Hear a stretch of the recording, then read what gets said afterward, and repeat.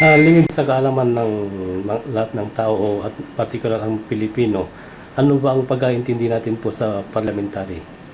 Ang parliamentary kasi, yung ibang pinanggalingan, ibang may kultura, may representation yan. Pauupuin mo dyan. And then you have to respect the culture and the practice of that person. Yung mga dialect, yung mga salita, something like that. Kasi tayo, culture na culture tayo eh. Magkaiba yung pananaw natin. So, pag ganun kasi ang nakikita kong dahilan, kailangan talaga natin ng parliament. I think, wala naman sigurong masama that the Congress will convene and will talk the goodness of the parliamentary form of government. In the history, sir, do you have any leader who has been a member of the con delegates, or I mean the draft as a drafter of the Constitution? Do you have there in your province, Mindanao or Zamboanga? Sa atin kasi, in the history of the Philippine government, wala tayong ganun. I mean, nagkaroon lang tayo ng convention noong 1973. Diba?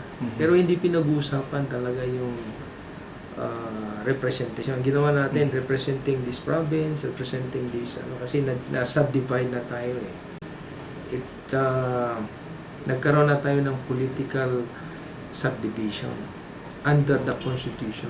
Under the 1935 Constitution, we have already an existing political subdivision, having a territory, no? And na-define yung mga area na yun. So, hindi tayo nagkaroon ng opportunity na gano'n.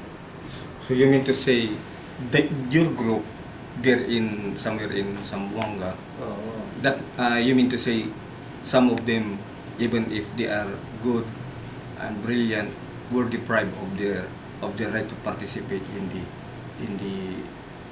democratic form of government? Yeah, ang nangyari kasi sa atin kasi nag-exist na yung 1935 Constitution. So democratic na yun eh. I mean, it takes us how many years na bago natin nakuha yung independent. I mean, if you study the history of Emilio Aguinaldo, hindi naman talaga na-create yung yung government form of government. I mean, because of the American, no?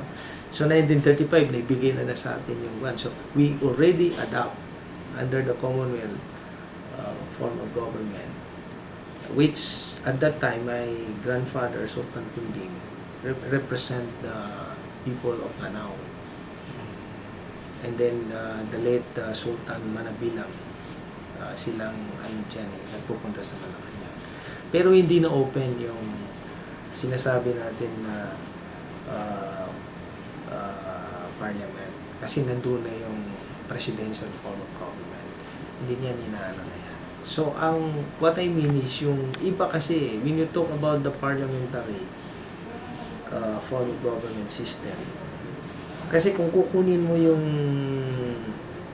individual, yung boto nila, presidential mo na ang pinapalo mo doon. Hindi na So, what I mean is, there is going to be a system na mag-workout, hindi lang ganun. Kasi, it should be participatory, yung mga sultan sa amin, they are not elected. You see, the parliamentary form of government, tsaka yung mga king, hindi yan ini-elect. Nandiyan na sila eh. Yung mga royal families, nandiyan na sila. I mean, they will not go to the ordinary election.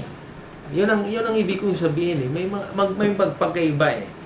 So, if you are willing to work out with this system, of course, you have to adapt also the culture of this group of people. So, hindi natin na-try yun. Because ang tinan natin is still the presidential form of government. And so that's why you want that there will be a constitutional change. because of that. That someday your ethnic groups and your culture will also be included in the constitutional provision in order that the Filipino people, especially here in North, can also respect your culture. Ganun na ibig sabihin. What I mean is, before there is going to be changes to adopt any system, the parliamentary function, the Congress should have a committee to work on this. And then, how it will work, then kung siguro makita nila na ganito ang system natin, then we go now to the parliamentary form of government. So, siguro bago natin gawin yung mga changes, siguro mas mabuti pa talaga magkausap. Regardless of culture, races, belief.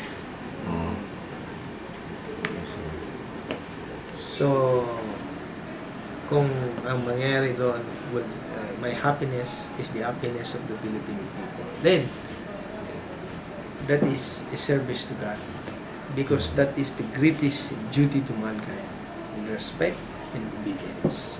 Siguro yun ang natin eh. Pag meron na tayong system na ganyan, then we will recognize this, ganito. So I think magkakaroon ng unity. We can work together. Nakita mo lang sa Malaysia, in Sabah alone.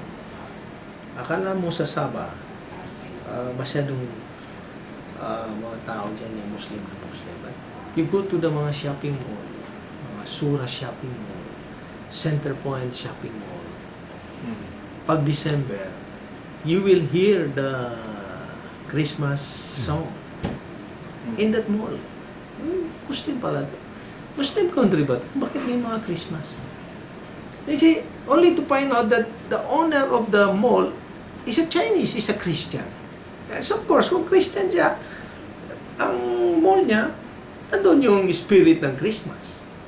And yet, the Muslim community, the Muslim people there, are respecting the Chinese Christian. Kasi in return, sabi nila, okay, the Center Mall will be beneficial to us kasi may mga taxes na ibabayad niya from the Christian person. Yun ang ibig. But it will not be happen in the South.